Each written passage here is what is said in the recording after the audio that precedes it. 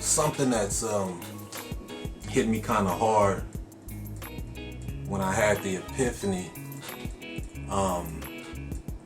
is this: manhood is dependent and subjective based on your behavior, based on the amount of resources you have and the ability that you have to fit whatever the current template is. However, womanhood, by today's standards or any standards observable, has always been sovereign. And I shouldn't say always, but for any amount of time relevant to recent history, womanhood is sovereign. You never hear this woman hasn't performed X, Y, and Z behaviors or does not have an appropriate amount of resources for her age or for her status, and then her womanhood be detracted. However, if a man loses his job, he needs to man up. Or if a man hasn't accomplished a certain amount of things, his manhood can be revoked. And it's universally accepted to where you even have men saying there's a difference between males and men, which maybe the English language lacks a certain amount of words to be able to properly describe what vibe that is. However, it's notable to me that, for example, a man could theoretically provide all that his family needs, but if he experiences a hardship to where that becomes strained or difficult or not possible for whatever moment, in said moment, it is okay to then consider him less than a man. Or if a man happens to just be unsuccessful from childhood to adulthood, his adulthood becomes lessed by manhood, or he is told or expected to do more to become a man, or that manhood is a goal that he has to reach, whereas womanhood is a goal reached simply by having a vagina, which, in my opinion, or it stands to reason, it seems to be logical that just by being a male, you are a man by definition. An adult man, by definition, in this country anyway, or in most states in this country, is a man as of 18 years old, or more standardly 21 years old, you're a man. Now, what type of man you are can be called into question with whatever adjectives you want to use. A woman can have multiple children by multiple men and be completely lacking in her ability to handle all of what she creates. She can be a horrible mother and put her children off on other women and family members, or lose her children to the system. But no one ever says she's not a woman. No one ever says her womanhood is lacking or she needs to quote unquote woman up. Where I can see plainly from the work I've done that it is grandly appropriate, and even more appropriate in many cases, to tell a woman to quote unquote woman up. It has been accepted by men even that they are not a man unless they can fit a certain template. It is unilaterally, universally, in all forms and representations anywhere in our culture, that manhood is subjective or evaluated and awarded based on what you can do, what you can't do. But then what that did, especially in our culture, is separate us from women, because our women are not used to scrutiny. They're not used to being questioned. They're not used to being told, this behavior is not adult. This behavior is not responsible. You're not accountable or being accountable for your actions.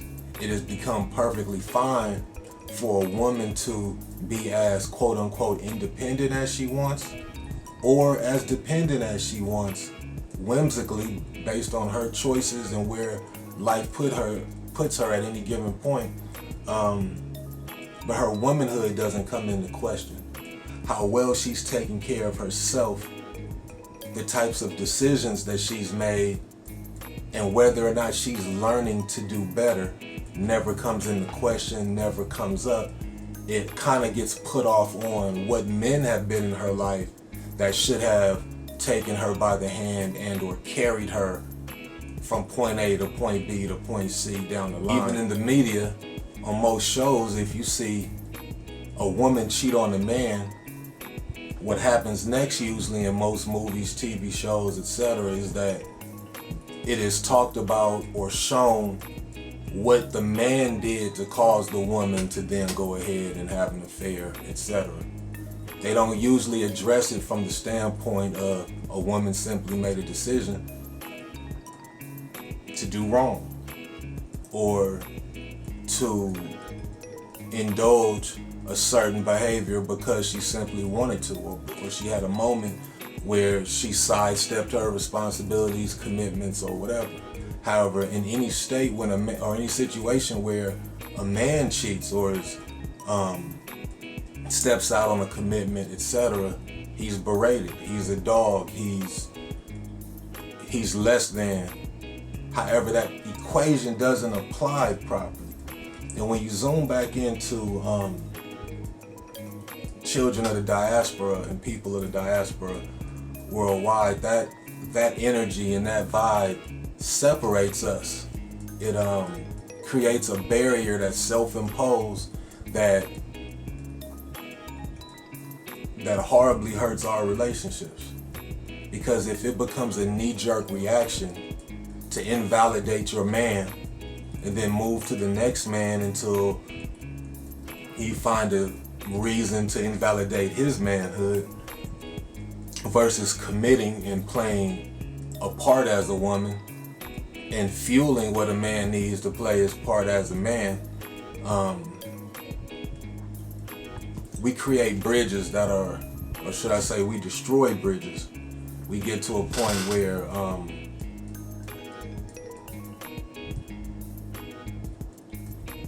it's almost like a war that has a momentum that can't be stopped.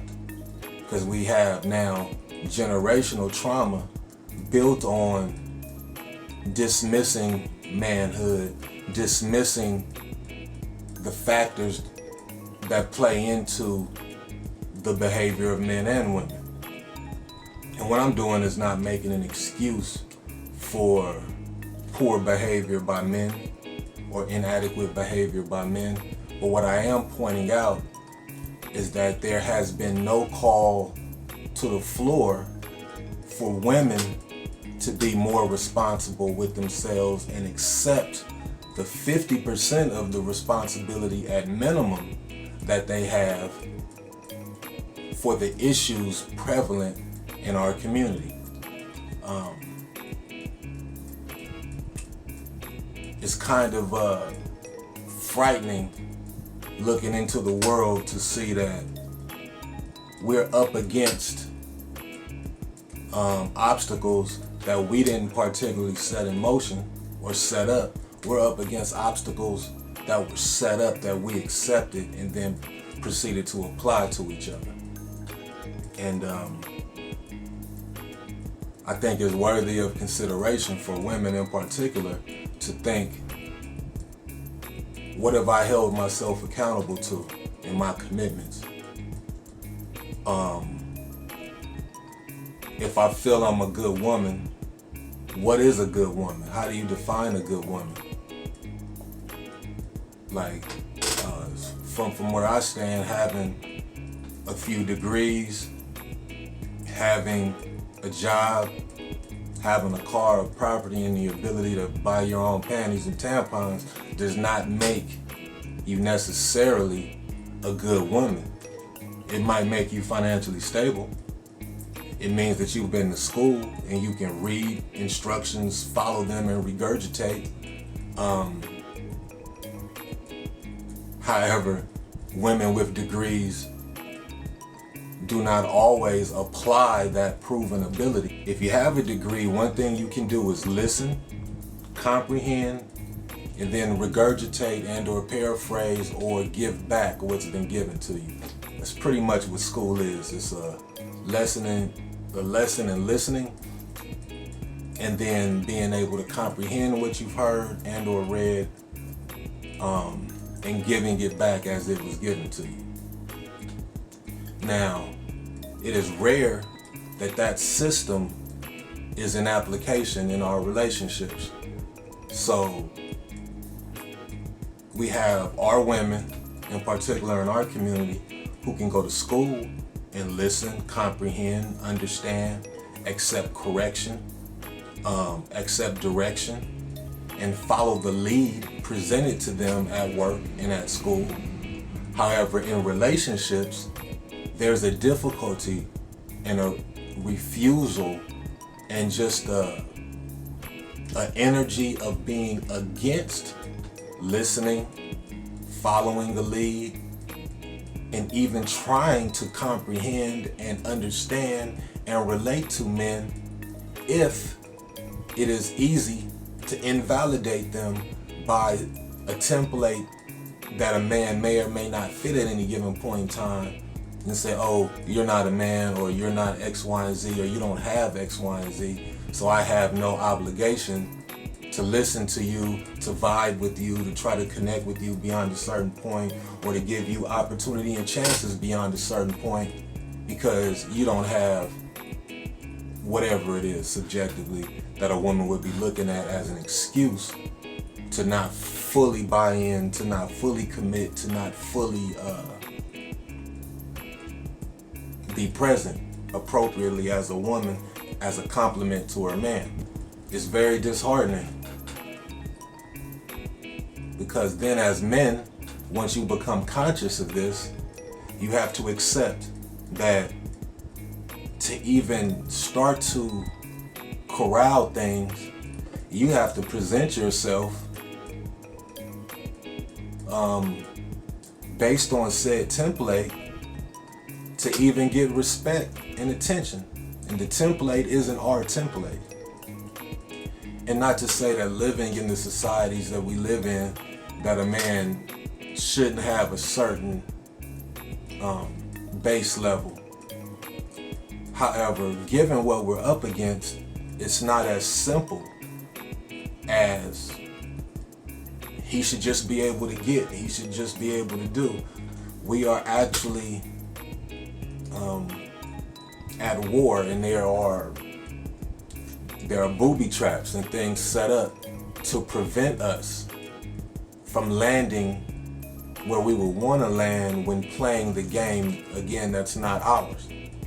However, I feel as though if womanhood became more accountable, and in our homes and in our communities, if manhood was less subjective and more respected and embraced, I think that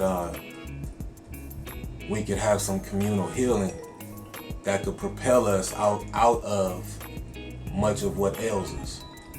But until we have a situation where both men and women are equally accountable for what ails us and for our relationships and what happens to our children, and the generational trauma and anger and beef and adversarialness that gets handed down now and has been handed down now, if we don't find a way to correct that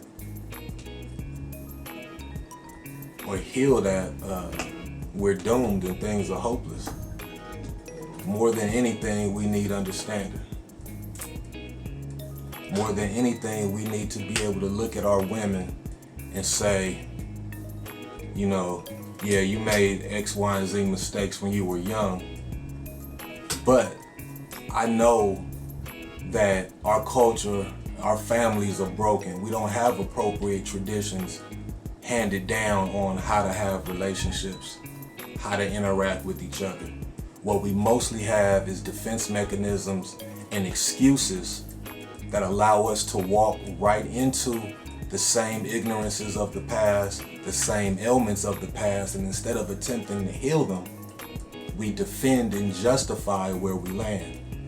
You know, thinking that my grandmother was this way, my mother was this way, I love my grandmother and my mother and my aunts or whichever women, and I respect them because they were the ones there for me.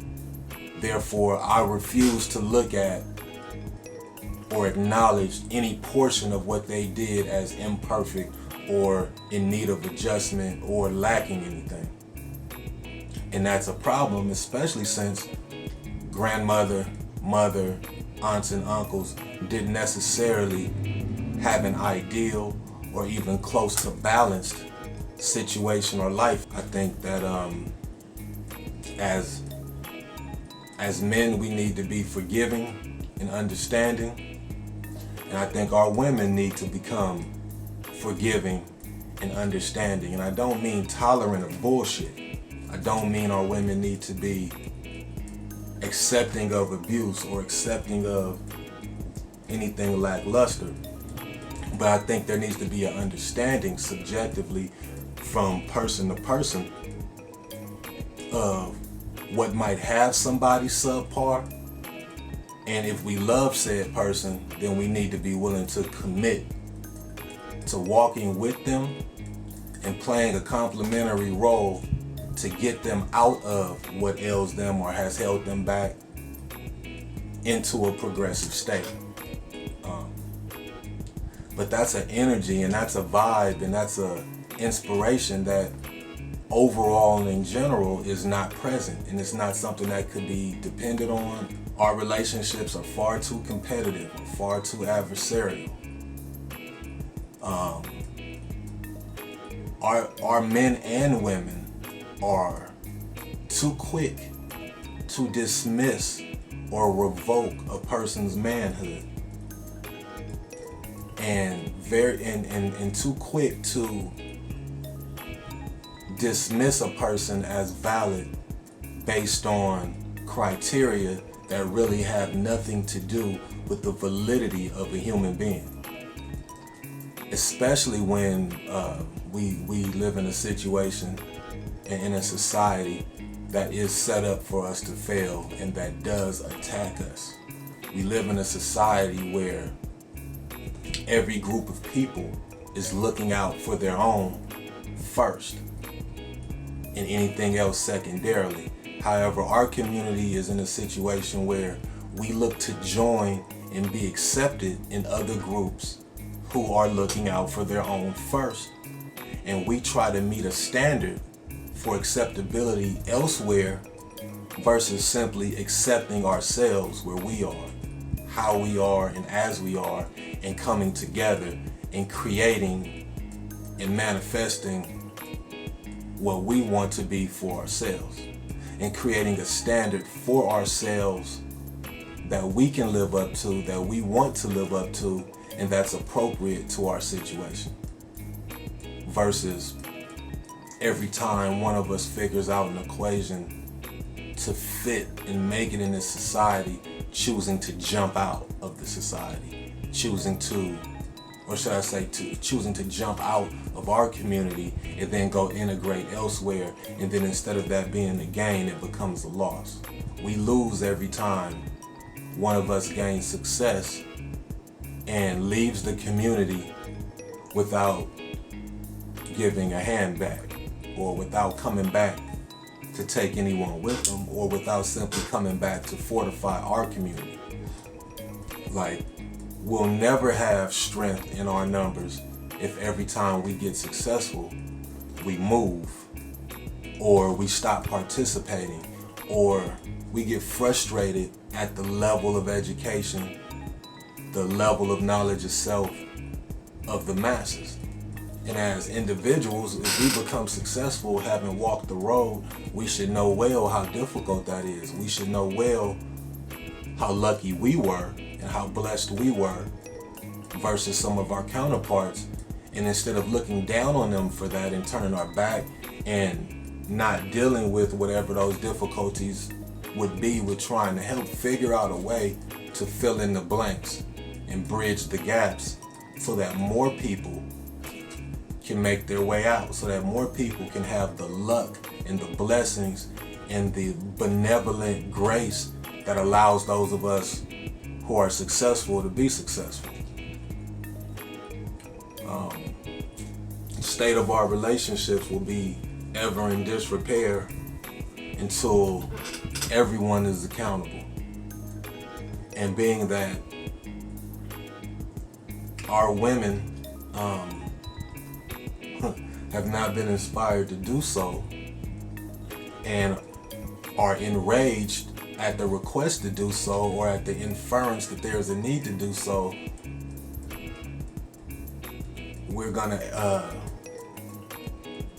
forever be at odds until that problem is rectified. Yeah, come on. 1, 2, y'all. Yeah, fuck the police. I owe court 5, but got 20 and nice. You want a piece of the pie, they go for 20 a slice. I never leave it to chance, nah, I don't roll dice. They got us all once, but won't do that twice. Know the sun will return, cause rise that nice. My quantum maps a song that will entice. Her divinity to flare and make her sight precise. There's only value in a goddess with that spice and that sweet nectar, the moisture device. I set her Annie up, whatever the price. We got that bond that them can't splice. Collect these thoughts, ratchets and mice, and learn them to the fact they no different than Christ. Let the people know we were took in the heist. Led astray, taught to sing, stay, shop, screw, and dice. I'm from South Central, Angel Town, where the babies frown from playing hee-haw. With the fuck around, redirect that energy to bring them fuckers down. Lip gloss, barefoot, hair dye, body clowns need reprogramming.